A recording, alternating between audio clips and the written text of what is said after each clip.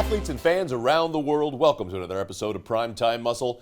We are so happy you're joining us. My name's Tim Wilkins, joined by these two incredible icons of the sport. Chris Cormier, the real deal, legendary. Fresh out of the Bahamas, brought the shirt back. Nice. All right then. I wondered who buys those things. Now I know. Tarek Gilgindi, you are back from all over the world. New Delhi, Taiwan. Romania. It's been a pleasure to judge shows worldwide. And things are heating up. We're just weeks away from this year's Olympia, which is awesome. Guys are qualifying all over. There are two guys who don't have to. They changed the qualifications this year. Previously it was top 5. This year it's top 3, which means more of that 4 through 10 has to get back out there on the stage and re-qualify for the Olympia, which makes it great for the fans. Two guys that don't have to re-qualify for the 212 ever, because they are both Mr. Olympias in the 212. The prodigy, Keone Pearson, and the giant killer, Sean Clarida. And we, not too long ago, had one of your epic, I'm calling them yours because this was your brainchild, correct? The Olympia battle? You know, Tim, I always think about the people that have contributed to make it great. And people ask me, in Brazil, who's the presenter? And I'm like, it's Tim Wilkins. He's got 30 years experience presenting bodybuilder. One time I saw in Brazil a guy doing a comment, and he knows Chris Cormier. He's an old school bodybuilder, Jorlan Vieira. He's a pro.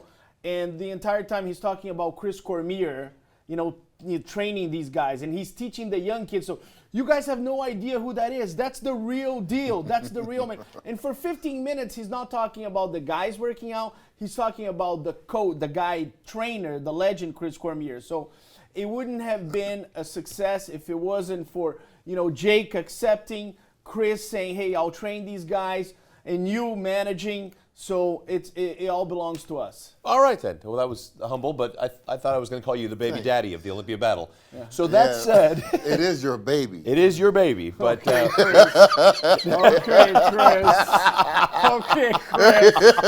Okay, Chris. So let me get this train back on the tracks, because I know what station it's headed to. The Olympia battles, we've done a couple over the last couple years with Open, Classic, the women's divisions. A little while back, we had the 212s. We had those two great champions, Keone and Sean, and they just went at it.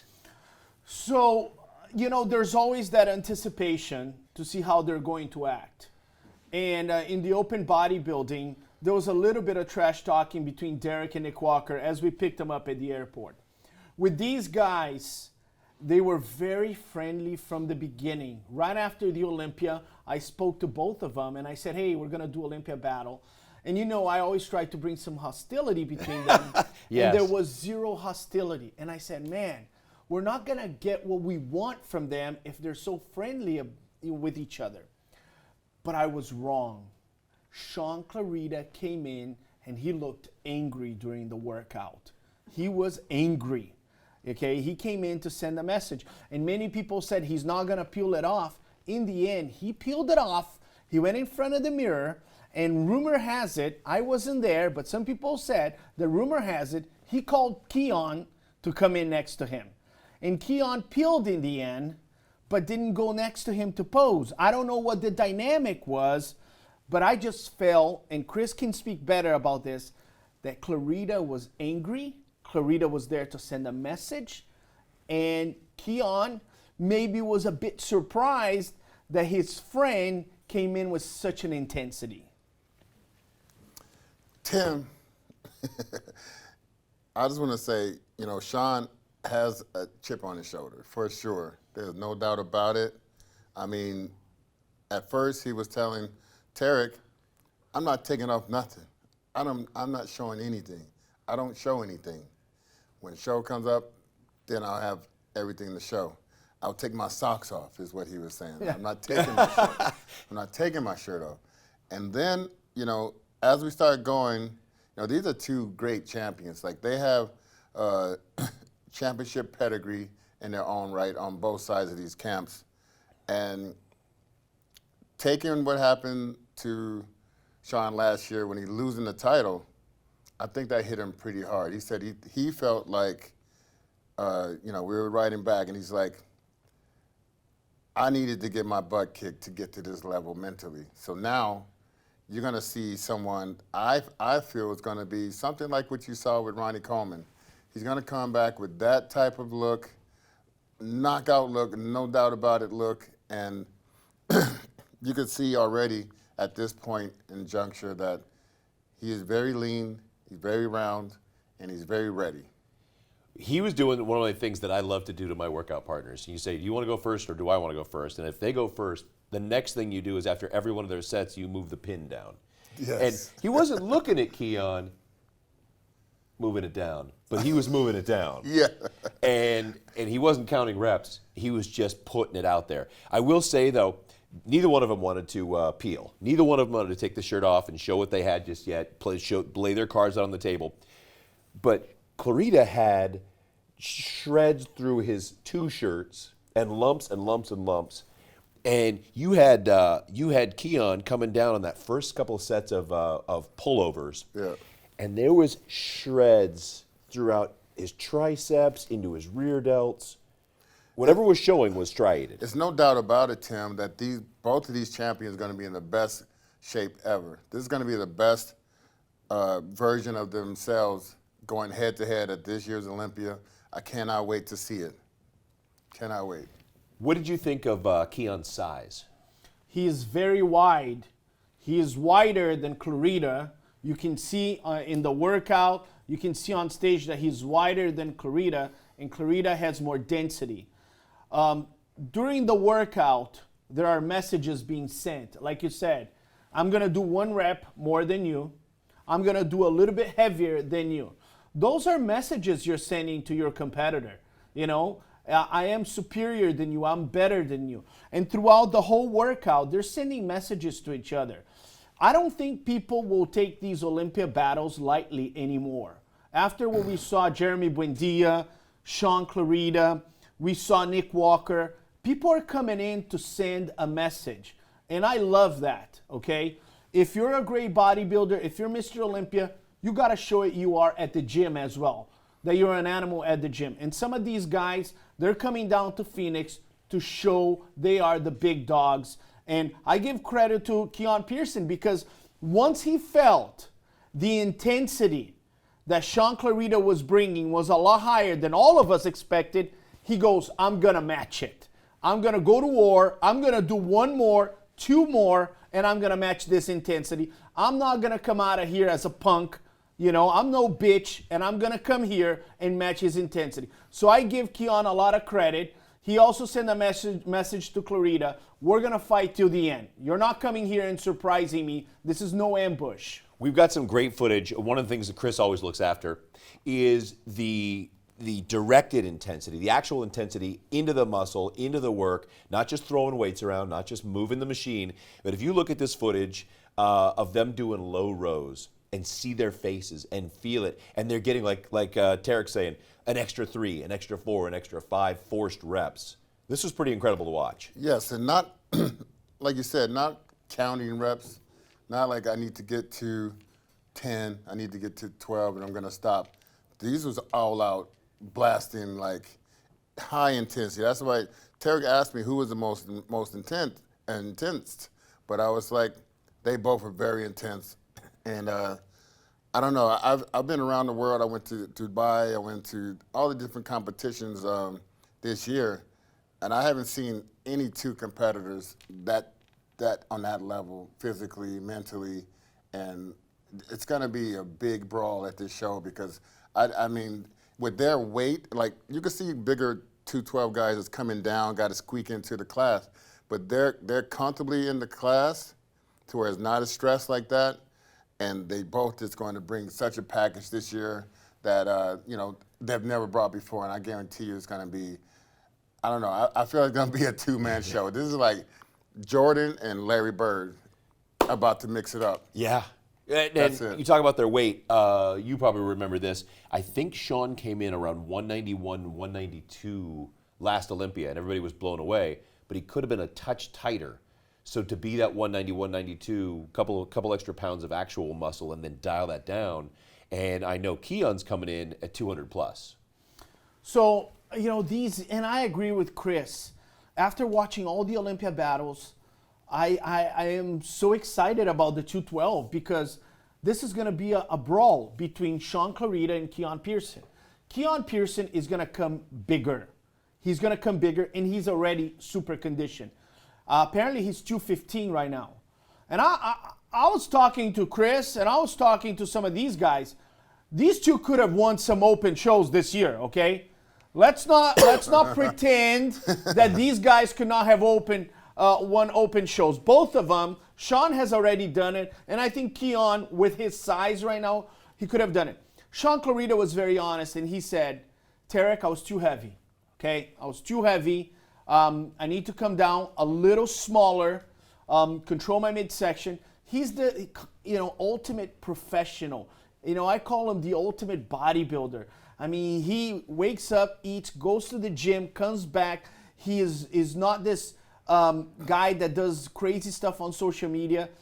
And Keone Pearson is dealing with somebody that's very angry coming back, and Keone is becoming better. Keone often says, I never assume I'm the champion. I'm as hungry as I was when I was chasing Sean. This 212 is going to be a mega brawl.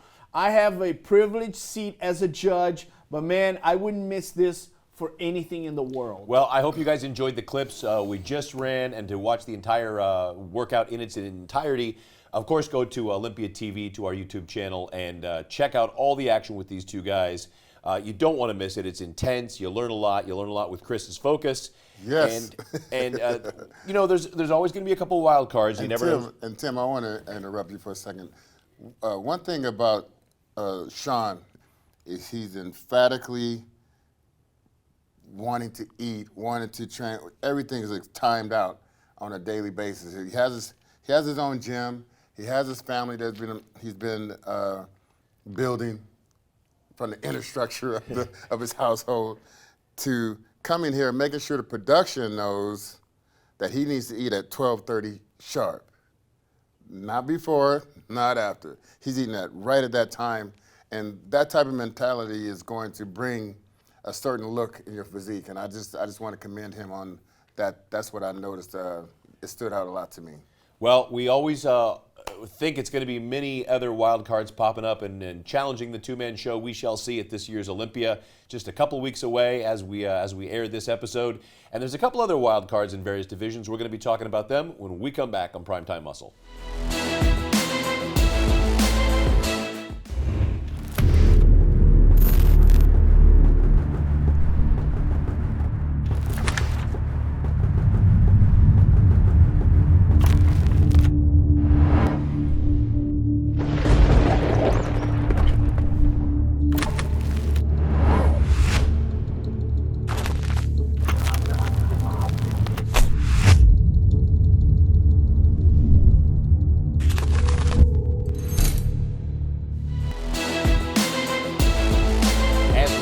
Aspects in all divisions of the sport. A couple of guys that are making big names for themselves, winning their qualifying shows. Actually, one guy won 3 qualifying shows this year. Sid Poer out of Spain won 3 shows in Europe in men's physique. And Jose Manuel, and we always get caught up on people's social media names. I go, I don't know, that's Rough Diesel. Josema, that's Josema. Jose Manuel, a classic physique. He just won his qualifying show. Was that Portugal? Correct. Yeah, he's won. I believe Sid Poer won Portugal, and Josema won the Empro Classic. Tim, I do Olympia News every week, and I talk about the people that won pro shows and qualified to the Olympia. Obviously, if you qualify to the Olympia, you're a mega star. But if you win 2 or 3 shows, you start getting my attention. And these are the guys that have really impressed me. This guy, there's a lot of rumor that this guy can actually be on the first call out at the Olympia with Ramon, with Sebum, with all the big names. Sid Poer has been to the Olympia, but he didn't have a great showing because his back was a little flawed. He's improved his back, and now he's winning shows consistently, and people believe that he can also be on that first call out at the Olympia. I think these guys can surprise a lot of people, but they won't surprise us. Now, Chris, you've got a dog in the classic physique fight, and I want to just say this real quick because you're making a bold statement. You've got C-Bum, you've got Wesley who just crushed that, you've got you've got Breon who just won, And you've Dubai. got Wesley Vissers. nope out of Brazil. Ramon Dino. Ramon Dino. I was going to see if you were. You better not forget Ramon Dino. I'll get dinosaurs in my social Oh, media boy. for Yeah. So you're already looking at 4 or 5 that he's got to battle to get up into that top spot. And Breon looked next level, old school Breon, if not a touch better. Wesley was mind blowing at the battle this year, at the Olympia battle, and his conditioning at the Arnold was just unbelievable. The reason a lot of people speculate, I have not judged this competitor in person, but I know a lot of the judges, including, he actually won a show that Tyler was head judging. He won a few shows there, and a lot of the other, listen, when other competitors are talking about you, that means you're really good. And there's a lot of classic physique guys talking about this guy. And the reason is he has an incredible back double biceps, which can be considered one of the best, and he has size. You know, I always feel like in order to get in that first call out, it's not enough to have the classic lines. You got to bring some type of density to go against some of the top guys, and he already has that. His conditioning is beyond. He comes in with striated glutes and everything, so he could surprise. What is his flaw? He doesn't have the smallest waist, but I also give him a lot of credit because he angles his body to minimize his waist. We're going to look at his physique in just a minute. Let's start off by looking at some pictures of Sid Poer. Sounds good. And Sid. you say he's won 3 shows already this year, which the Olympia committee loves. That's 1 airfare, 1 guy, 3 qualifications. Good on you, Sid. Correct, yeah.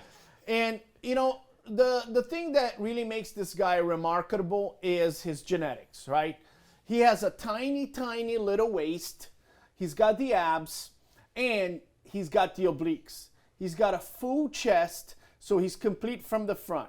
Now, Chris can talk about his back, which was weak Get around to in the Chris. past, but look at this back. This is an ideal back for men's physique, right, Chris? Oh, yes. I mean, vastly improved with Sid here. I got a chance to see him on the circuit last year. One thing that stood out is his large clavicle bones. Uh-huh. And then I saw the tight, small little waist. And not only a small waist with, you know, decent abs, but he has great abs. You can tell he puts a lot of time in his abs, and that's what a lot of competitors don't do even on the open circuit. But I noticed, his waist must have looked like it was a 28 backstage with the wide frame. And then I always, like you said, I noticed that the back needed some improvement, and it looks like he's putting in the work there. And, you know, a little bit more in the upper trapezius and get that lower latissimus dorsi region, a little bit thicker here, a little bit more mass there. And you're going to see him moving up in the rankings really, really fast. Well, you put him up against Ryan Terry, Aaron Banks, Brandon Hendrickson, some of that top 3 to 5 guys, Vitor Chavez, Palmero. We got some guys up there with some seriously dense, wide backs. He's going to maybe need a little bit more in that mid-lat area and a little bit more, like you said, that mid-back area with the traps and rhomboids. Yes. Yes, and the thing is, though, like I say, he's putting in the work. And sometimes when you're putting together a championship physique, you just got to do it piece by piece. You're not going to just do everything at once, especially if you really got to work on a certain area in order to improve. But like I said, you know, that little small waist is going to be his weapon with those thick abs. And that's one thing that stands out to me the most is his abs is just so much more better than his back and his chest. And that's what you want to see. Serratus and obliques and everything, chiseled. His arms look massive. Yeah, I mean, this guy is a genetic marvel. And look, his back is getting better, but already looks amazing. If Tim Wilkins had that back, he would have turned pro in 1985. You know, no pun intended here, Tim. You're still a young guy. But it's the genetic thing. And one of the things is he's winning pro shows in Europe, and guys that are taking second place to him, like Guilherme from Brazil, they go right after to another show that Sid Poer is not there, and they're winning. So that means this guy is holding off a lot of guys that could potentially be winning pro shows. They're competing with him, and they're losing. It's almost like this guy is getting all the qualifications by doing multiple shows, and whoever places second, it's almost guaranteed. You go somewhere where Sid Poer is not, and you're going to win the show. So to that end, guys, this is a game of inches like football, where you don't come in generally and take top 5 your first year in a big show unless you're mind-blowing. You come out there, you let the judges see you, they love you, you go, 9 is not bad at the Olympia my first year. The next year you're 6th or 4th or 3rd. What is a couple spots like upper chest where he could fill out, and things that he said, all right, drawing board after this year, I'm going to make my Olympia appearance, blow everybody's mind, establish my place in the universe. What other things would you say, hey, Sid, hit these couple of spots and you're going to be a force to be reckoned with? A lot, he's got great abs and great obliques. He comes in diced to the bone.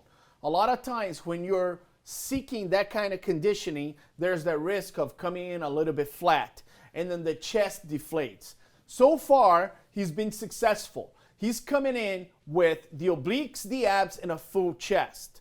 So my thing is this. A lot of times when people go compete at the Olympia, they go, oh man, I'm doing the Olympia. I got to do something different. I got to go a little bit of the extra mile. Let me do 45 minutes more cardio in the last 3 days. What happens? That messes up their entire game plan that has been happening throughout the year.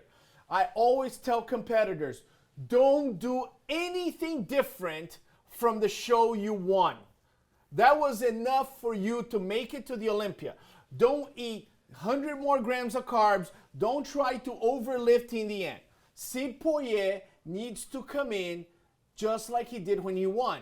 Is he going to get his back to be perfect in this Olympia? No.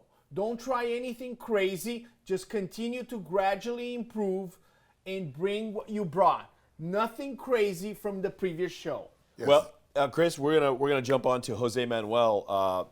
You start us off, if you would, please. Look at what Jose's bringing to these shows and what the buzz is all about. Yes, well, like Terry said, the waist is not his strong point in this area here. Nothing much you can do about that. You can improve the area. You can get it a little bit tighter, maybe. But his posing and the way he poses his body, he's very aware of his physique. And that's one thing that stands out to me. His back is his strongest point. Pulling back into the lats here, you see with the glutes, the hamstrings. And I always look at the bottom of the glutes where the hamstrings and see how deep that cut is. That used to remind me of a good friend named Dexter Jackson used to come in with that. And I used to always notice, he's in shape again. He's in shape again. And this guy is that type of guy. He can be ripped, very understanding about how he should pose and how he should not pose, showing his strong points, trying to hide his weak points as much as possible. But like Tarek said, a lot of people are talking about this guy. Look to see him moving up in the standings this year in Olympia, for sure. Tarek, look at that. We talk a lot about pulling that far delt across to flex that pec. That is a very grainy, very striated delt and pec. And, Tim, that is why, and I repeat, because I talk to competitors, Jose Manuel is scaring some of the other classic physique guys. They're looking at him and they're going, this guy comes in peeled to the bone. He's got muscle density. You can see by that back that the trapezius there, and he poses well. This guy, the hype has substance. This guy can outmass most of the lineup at the Olympia. And I'm going to say this. A lot of people speculate that once he hits a back double biceps at the Olympia, there's nobody that can beat him, including Chris Bumstead, Ramon Dino, Urs Brion. They're saying his back double biceps is the best in the classic physique. Wow. Because arguably, we think of C-Bum as the gold standard, but Ramon's back double biceps is, I don't know what's left. I still have to go with my guy Breon with the back double bicep, but that's just me. But this guy in this pose right here, I could see him coming around a little bit more clockwise and really getting the most out of this physique. He's a little bit too sideways here. Even though it's very impressive, he can get a little bit more out of that physique by turning 2 o'clock. Is it 2 o'clock? Yeah, a little more to, a little more to it. Well, Tarek, here's a question I have to ask you, and this is on us. You see the trunks. He's a classic guy. These are open trunks. So, how much improvement are we seeing now between when he probably got his pro qualification to now, a season ahead or a few months ahead from his qualification? How long has he been on the circuit as a pro? So, Tim Wilkins, that's a great observation. Usually I'm the one paying attention to the trunks. Yes. He's This the time- trunk king. This time, you got it. Our team crotch So, watcher. what does this mean? We're talking about a classic physique that has tremendous density, right? Let me tell you one thing. No competitor that has turned pro as a classic physique competitor has won the Mr. Olympia. So let's go back to history. Denny Hester turned pro at the Nationals as a middleweight. He was the first classic physique champion. Turned pro as a bodybuilder. Breon Ansley turned pro as a middleweight at the USA's Yellow Trunks. He went on to win too. Chris Bumstead turned pro as a bodybuilder at the North Americans. And he went on. There has never been one competitor that turned pro as a classic physique that won the Olympia. So when you see guys with these old trunks competing in the classic physique, smells danger. Especially with the quads. Correct. Smells danger. Why? Because that's what history has benefited. Well, we will see what these guys bring to the Olympia this year. We're excited to see them. And hey, Chris, how's it going? The danger. And we've got one more wild card to talk about when we come back on Primetime Muscle.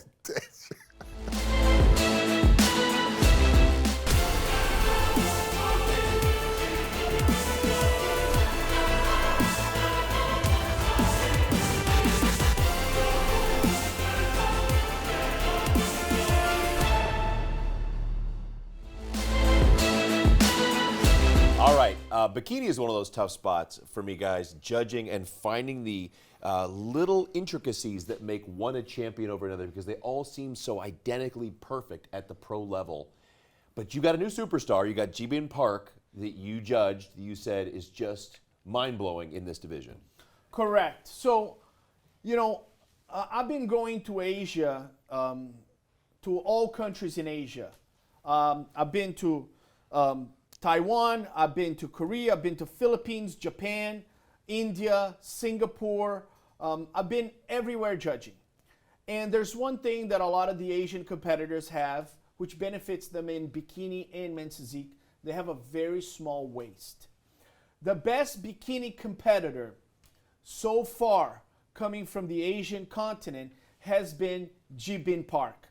She has been able to come to America and battle it out and get top fives. She's been to the Olympia and she's gotten a top 10.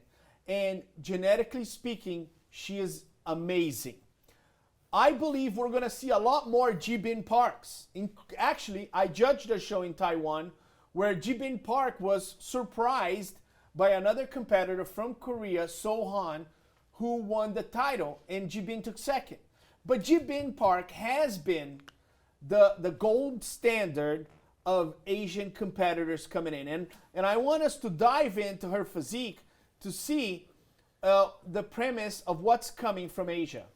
Let's dive in, Tarek. You're as our head judge and someone who's very familiar with the women's divisions. Tell us what is drawing her apart from the other competitors. What's really her strengths? Well, the first thing is look at the tiny, tiny, tiny little waist, right? And I gotta give her a lot of credit. This is her performance at the Olympia, the big show. The abdominal wall is it's flat. It has no fat, but it's not overly diced, right? We're not seeing deep obliques. Do we see any veins on the arms? No, we don't. You know, she has a fullness to the glutes, right? If there's one thing that a lot of times we tell a lot of the Asian competitors, hey, we could have a bit fuller glutes. And they've been doing a tremendous job, getting that. So Jibin Park is complete. She's really fighting girls that are like Jennifer Dory and Laura Lee Chapados. And now that we have Sohan coming in with Jibin Park, I believe the Olympia top 10 might be shaken up this year with some of these great Asian competitors. Jibin Park, Sohan, they're coming, and they're coming after Jennifer Dory. Jibin Park, I mean, I do like all the attributes she has. I mean, I know, coming from the Asian countries, this is almost like second nature to them. They have the genetics for this class. They, just like you say, building the glutes a little bit, which is, I mean, look at the shape here. You don't see anything glaring, like Tarek said, and I feel like, the way she's standing there is just like, I love the hair, the lips, everything is like in place, great. The poses, this right here like shows what a woman should look like in this class. And even from the back here, you see the nice full glutes, but it's not like a dug out, shredded hamstring like some of the guys would have. But this is perfectly an example of what you want to look like when you go into the Olympia. And I feel like, I mean, there's a lot of girls like this, let's just face it, in the Asian countries. And, I think she has the right amount of muscle mass, the right amount of cuts, and the right amount of everything. Just improving on this package, it's going to be tough, but I mean, what can you do to improve on this package? It's a really difficult balance. I mean, to begin with not coming in striated, veiny, cut, too bulky. They get on a couple competitors each year, but coming in too hard or coming in too soft, it's the Goldilocks of divisions. But her delt and the way her posing is phenomenal. She's minimizing an already tiny waist and bringing that far delt in and putting that little bit of separation in, making the arm look really fit without making it look big. Correct. Tim, at this Olympia, and I believe she's been to the Olympia plenty of times. I've judged pro shows that she's won. At the Olympia, she came in and she displayed the best physique. She was right there in the top 10 fighting with a lot of the competitors. What is the problem? The problem is that sometimes when you try to be over-conditioned, you lose the fullness in the glutes, right? You lose the fullness on the glutes. So when she came to the Olympia like this, she was right there fighting for top 10 with the best girls in the world. What Jibin Park might be in danger is when she tries to over-condition and then she loses the fullness on the glutes, which has happened to her when I judged her in Taiwan. I judged her twice in Taiwan. One time she won, and the other time she took second. If she comes in with full glutes, my friend, you're talking about a new star on the Olympia stage. Now that's another place where there is a serious battle brewing. You'll have a lot of previous Olympia champions in this year, probably the most ever. We keep saying that, but Bikini keeps racking up those Olympia champions. And you have some people that have won multiple, Amy Lynn Delgado, Ari... Ivy Escandar. So Ivy Escandar, she won in Colombia, and she's like Sid Poer. She wins a lot of shows. So what we have right now, we have Ivy Escandar in Europe winning a lot of shows. In the United States, we have Amy Lynn Delgado winning a lot of shows. Ashley Kaltwasser winning a lot of shows like always. Ashley Kaltwasser, who's going for 50. Hey, let's talk about Rihanna Harley, right? Rihanna Harley is winning a lot of shows in Asia, Jibin Park, and now Sohan. The bikini category is changing. It's changing. Just a few years ago, we had Daraja Hill there, right? We had Angelica Teixeira there. We had all these competitors there. We are looking at the new stars of bikini. And I'm mentioning Jibin Park, Sohan, Ivy Escandar, Amy Lynn Delgado coming in and taking over. Be careful, Laura Lee Chapados, Jennifer Dory, Ashley Kaltwasser. These girls are coming for your title, your makeup, for your home, your mortgage. Heels. They're coming for everything. Those heels. the Louis bag. wanted all that. You want to give us the flip? Thank you. Wouldn't want to do without Chris's flip. We have a huge Olympia brewing, guys. We have and we have so much excitement going on. It's sold out crazy fast. The overflow, the Zook watch party, so much energy going into this Olympia. And they are plotting and planning so many huge surprises with stars from the past, celebrities from today. It's going to be so exciting, Tim. I cannot wait to get there. You'll be judging. Yes, I'll be judging the Olympia. It's the utmost honor. That's if you're a judge and you judge the Olympia, you've reached the pinnacle of your sport. So for the 5th year in a row, I'll be judging the Mr. Olympia. I want to thank President Jim Mannion, Vice President Tyler Mannion. I want to thank everybody at the office for the trust. It's one of the greatest honors. And I seen the gleam in your eye. You were so proud. You had a proud moment when you got that invitation to judge at the Mr. Olympia. I just want to say, I should have gave you a hug yesterday because, I mean, you wanted some validation. No, I understand you didn't give me a hug. You were busy with your family, so I understand. Well, Chris will be not only coaching and the various members of Team Cormier that have qualified for this year's O, but probably joining me on the pay-per-view along with all the other great stars of the sport that will be covering each division and bringing this epic 60th Olympia to life. You don't want to miss it. Olympia pay-per-view. Guys, as always, we thank you for joining us on Primetime Muscle, the one and only Real Deal. Real deal, straight from the Bahamas. Straight from Bahama the Mamas. Derek Elgindy. Straight from Romania. Tim Wilkins. Just straight. I'm going to end it there. We'll see you guys on the next Primetime Muscle.